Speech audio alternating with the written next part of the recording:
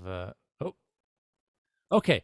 Assalamu alaikum wa rahmatullah wa barakatuhu. Welcome to another interview of Islam for Europeans.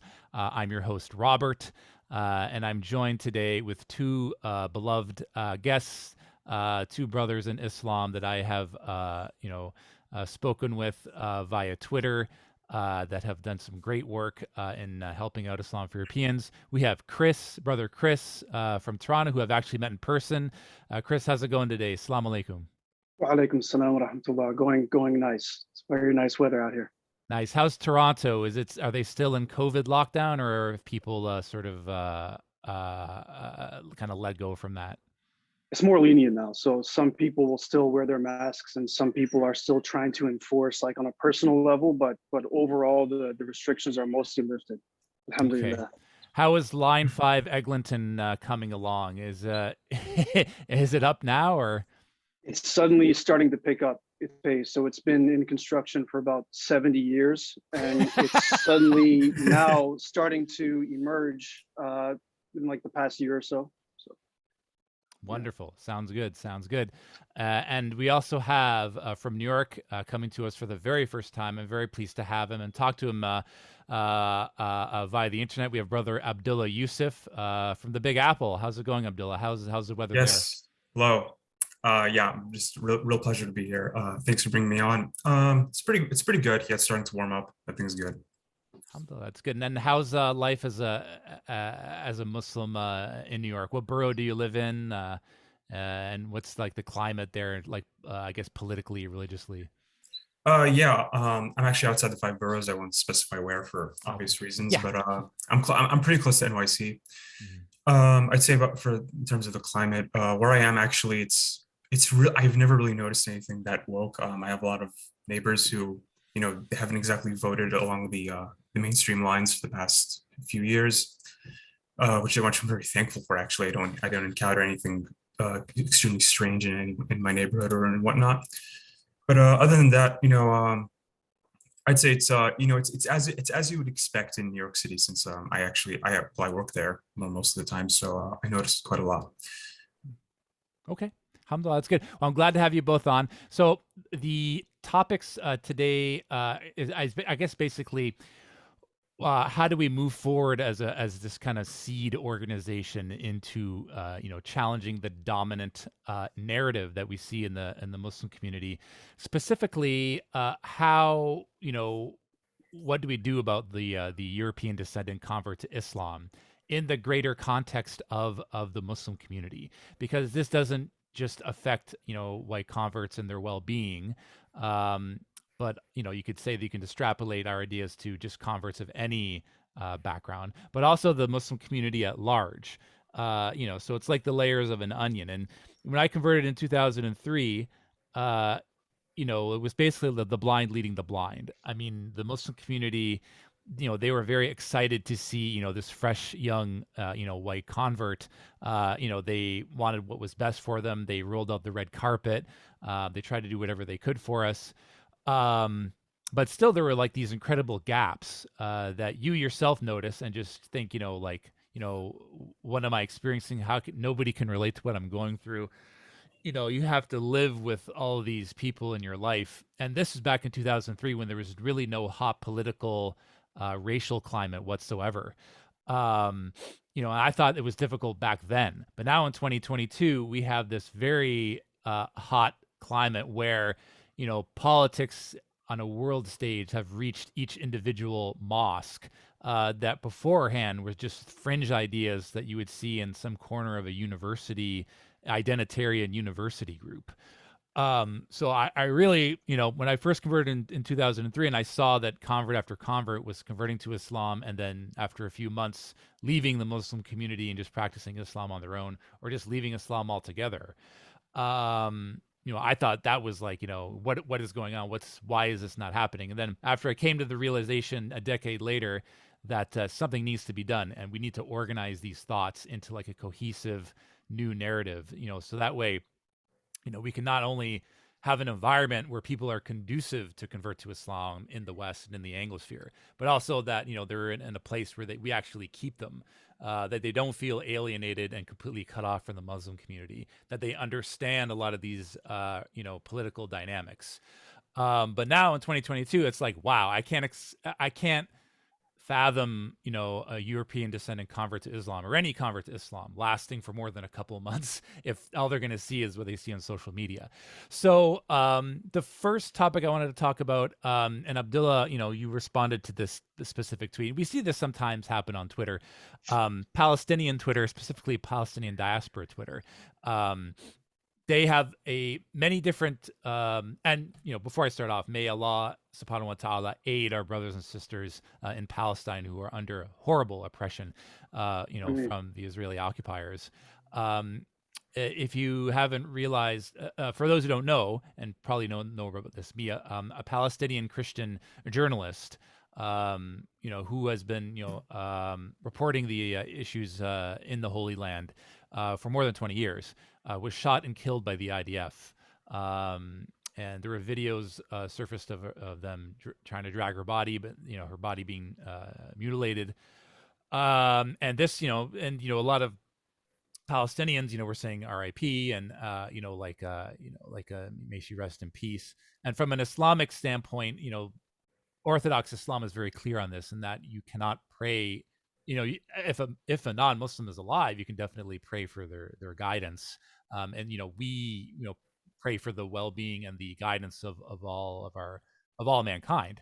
But, you know, Orthodox Islam is very strict on this, and that once someone passes away and they did not die upon Islam, then we are not allowed, you know, to say that, you know, these people are, you know, to pray for their mercy anymore. And this is something felt by converts the most, because all our entire families are non-Muslim. So it's a very painful topic for us. But I think for a lot of, you know, the Palestinian community has a very, I guess you say, varied belief systems that are very personal to them. Many of them are very practicing Muslims. You know, they follow the Sunnah to a T. Others, you know, you know, do not identify as Muslims or practicing Muslims, and, you know, some of them don't practice at all. And then you have, you know, beliefs that are everywhere in between.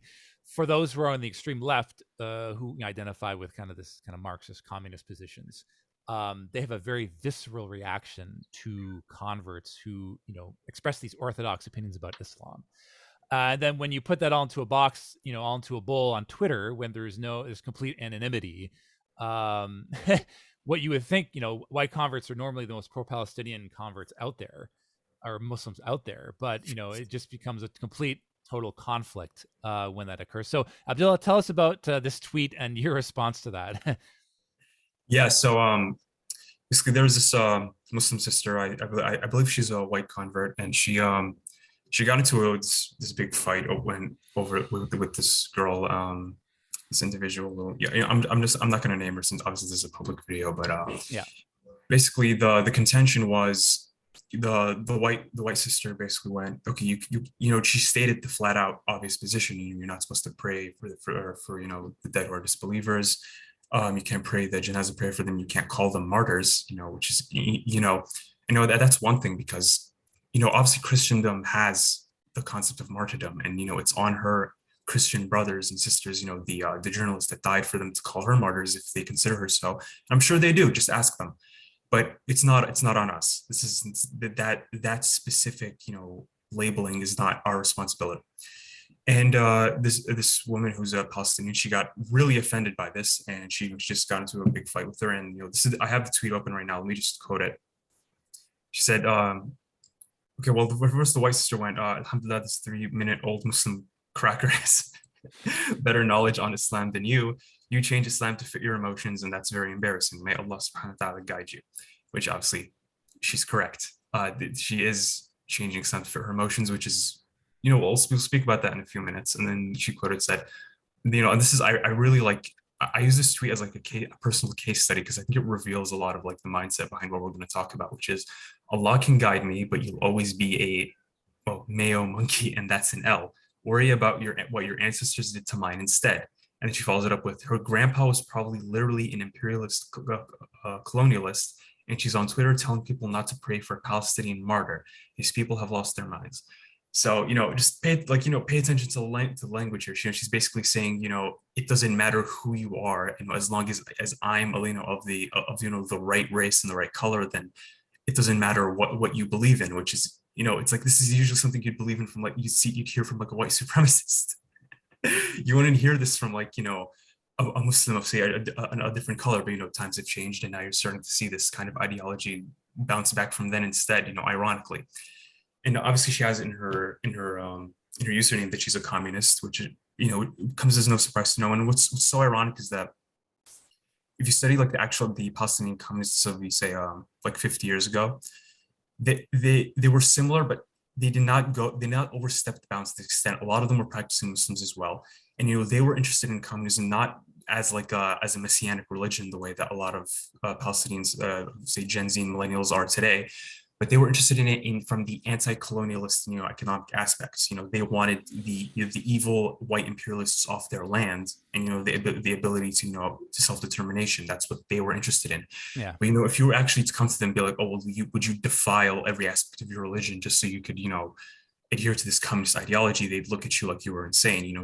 They weren't like, let's say, well, at least they hadn't yet reached, say, the state of a lot of the Jews in the Pale, who in the late 1800s, early 1900s, also, like, adopted communism to such an extent that it became like this secular combination with their identity. So, it's really disappointing. Well, and I also want to state that thankfully this isn't like the prominent position among most Palestinians Yes. who are practicing Muslims. This is like it's a fringe thing, but we're talking about it because it's growing. And we're worried that it's growing, and it's growing not among all the entire Palestinian demographic. It's growing among this class of, let's say, the upper middle class Westerner Palestinian diaspora, like you mentioned, and who are either they're graduate students, they're university students who they're strivers. They're trying as much as they can to represent their group and fight for what they believe is right, which it's not that their intentions are wrong, it's that the way they're going about it is, to be frank, completely insane. Well, I mean, I'm going to offer a contrarian point, not to agree with what the Palestinian woman said, but I think we acknowledge that there is a lot of anger among this group, towards the West. And there's not a lot of interaction. Let's be honest, with people in this group, especially among the youth and the Anglosphere in general. A lot of their interactions are just solely based off what they see on the internet, cops, border patrol, and the stories that they hear, about their families back home. So that's not a very good pool of white people to have as your frame of reference. So a lot of them have only met a couple of white people, throughout their entire lives, and the ones they have met probably were in grade school, where they may have had negative experiences with them.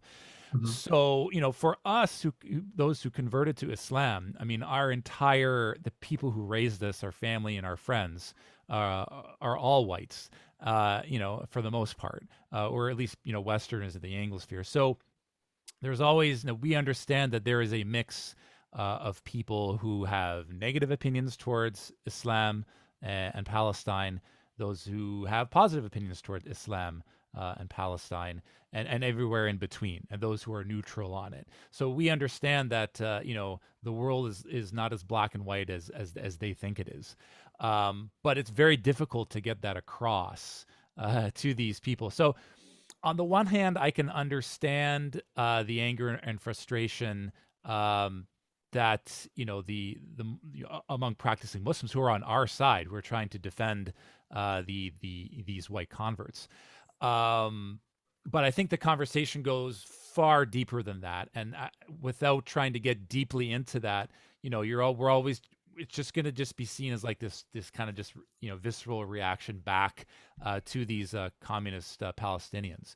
So I want to take the contrarian position that we need to go deeper and really kind of dig into these issues very deeply, because at the end of the day, we can say that, we can just ignore these people, but let's be honest, these universities kind of foster this dominant narrative among liberal Muslims in universities, and they're going to be they're going to give those voices a megaphone.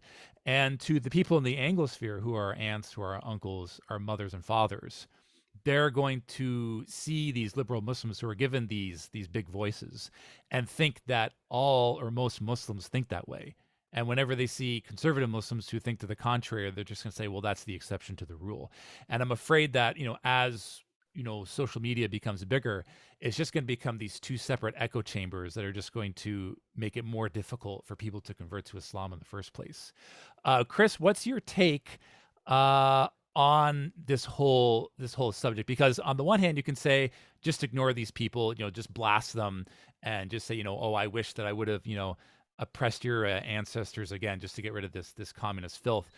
On the one hand, I can see why people would react that way, and just to just to shut them up.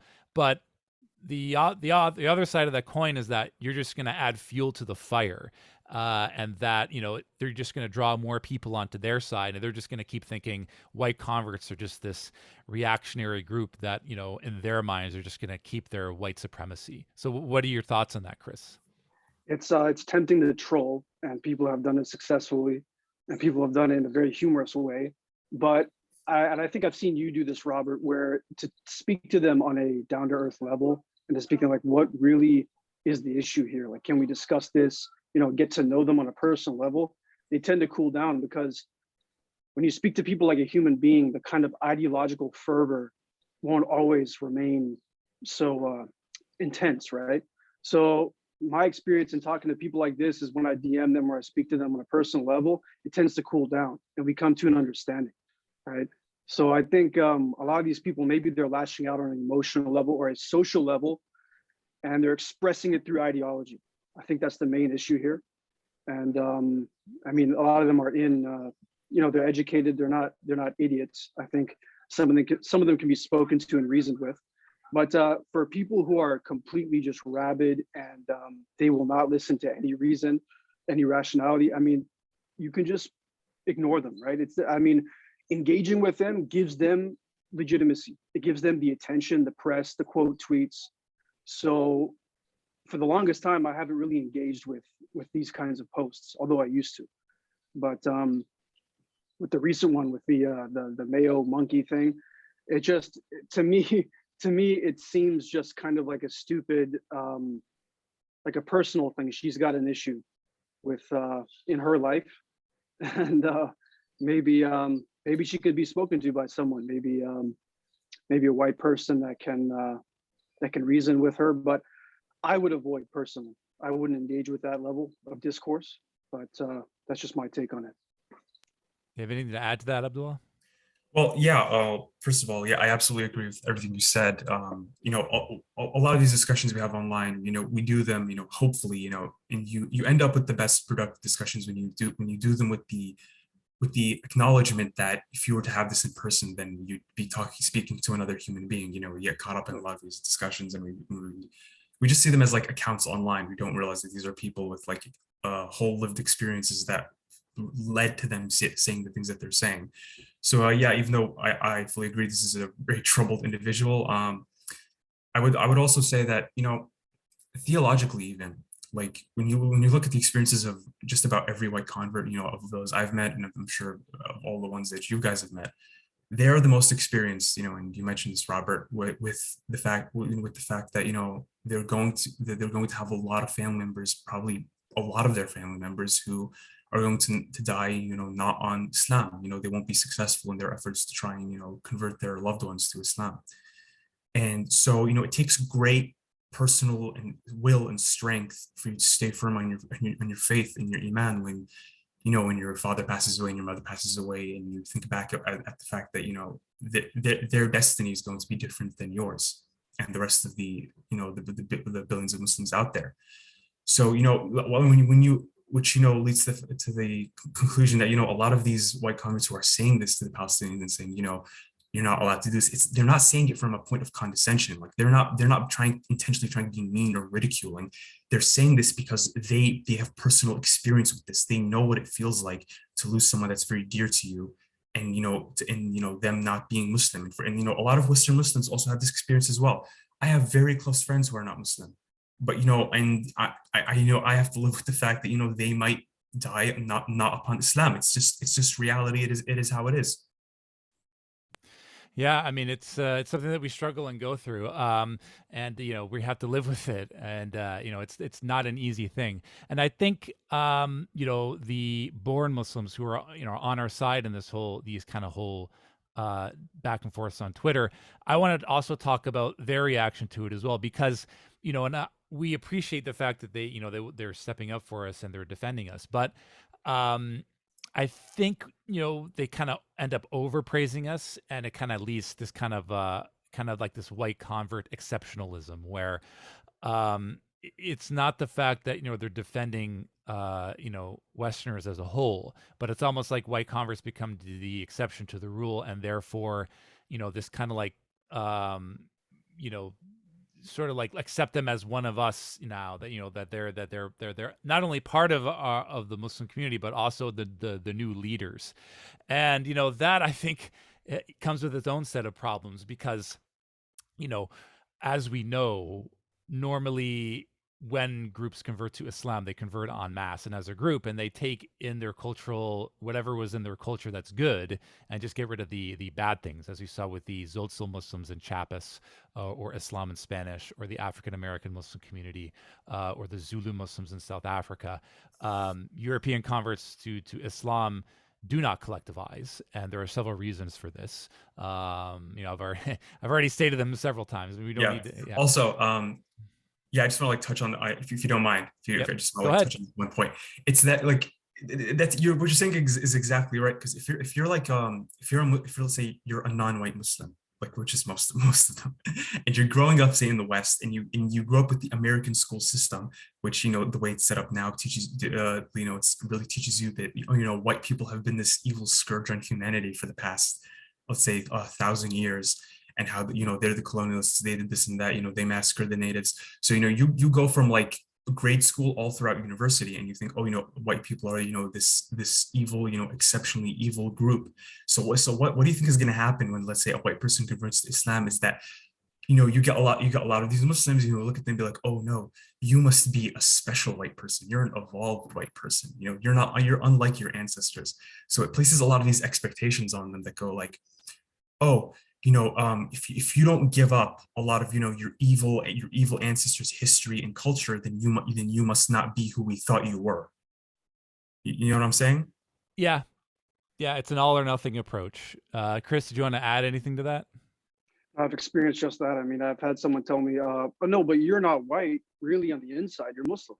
It just doesn't make any sense. I mean, I've heard that um, in variations of that multiple times. But like you said, if you actually maybe affirm or take a neutral stance on the former, say, colonizations or conquests of your people, if you're just neutral about it and you're not condemning it, you're seen as like, oh no, you're no good. Like you're you're one of the bad ones, right?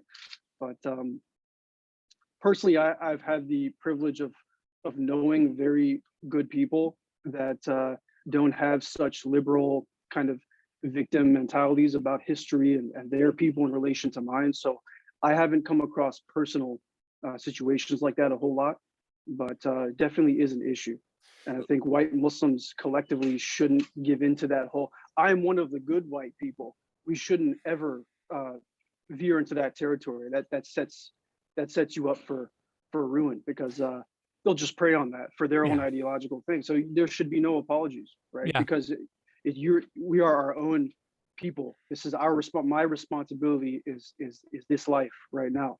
So I'm not going to condemn something just Yeah. And, because you want me to, right? It's not, yeah. it doesn't work like that. Yeah, and a lot of converts, fresh young converts, even converts have been around for years. They really go to an extreme of trying to reject their former identity, not just with the clothing, not just with the cuisine, not just with who they marry, but they almost either they take the real kind of extreme leftist approach, where they talk about how, how evil the Western governments are, and extrapolate that onto the Western populations, white populations itself, which is really destructive for the dawah. I mean, they're really doing a disservice to the whole Muslim ummah, because what they should be doing is giving dawah to their people. And then there's the other approach, the other, extreme, which is kind of the red pill approach, where it's like, the West is degenerate, like it's, women are whores, and we need to, have this kind of like really like hardcore anti-feminist, red pill approach, where we're locking up our women away and everything. And, because the West is degenerate. And so you have one of two extremes. So, like, I'm going to take the contrarian approach here. I really can't blame a lot of these leftist liberal Muslims who see these white converts going to either one of these extremes, and think that, oh my God, these people are absolutely nuts, and they're doing, so they kind of really feed off of each other. So I'm not defending like these liberal Muslims and their thoughts on that, but I'm just thinking, like, I'm trying to understand where they're coming from, and if the only white Muslims you see are either kind of like this. Well, I guess one of three things. A is the kind of the white savior that comes in to, save the Muslim community, from their, misguidance. And, you see them on the speeches and on the minbar and, writing books and like becoming these huge celebrities. B is like, the extreme leftist Muslims, where it's like, white people are evil, and, like, let's all atone for our sins and let's virtue signal ad infinitum. Or three, which is the red pill approach. So, I mean, those are basically the only ways you can survive as this white convert with this like kind of celebrity status. So it's really an unsustainable model. I mean, the practical approach is what we've been, advocating all along, is that we should treat European descended converts just like any other group that converted to Islam. We need to collectivize, establish our own sub-communities, still maintain good relations with the entire Muslim community as a whole, pray for them, either both locally and globally, but focus on, the well-being of other converts, and give dawah to our own people. And that way, mosques don't have to spend gobs of money on programs that really don't solve our issues, that could be spent elsewhere. On the surface, this sounds like a wonderful idea. Like, a lot of Muslims would totally be down with this. But, it takes a long time to figure this out. And I think, with the current zeitgeist, that I guess this isn't really on, average Muslim people's radar. So, I mean, that's my take on it. Did you have anything to add to that, Abdullah, or? No, not really. I think you summed it up quite well. Okay, well, I mean, that's a good way to segue into our next topic. We have about 10 minutes left on the thread. So what I'll do is we'll come back for part 2. So if you're just watching part 1 of this, I'm Robert from Islam for Europeans. Please subscribe to our YouTube channel. We are a Muslim organization that is dedicated to healing the relationship between Islam and the West, providing a different way for converts to Islam, especially Western converts, to keep the good things in their culture and reject the bad things in our culture, challenging the dominant narrative that we see in the Muslim community and how we deal with converts, European descended converts, and just converts as a whole. I'm joined today with Kris, brother Kris, who's coming to us from Toronto, and also brother Abdullah from the state of New York. So let's reconvene for part 2. Assalamu alaikum wa rahmatullahi wa barakatuhu.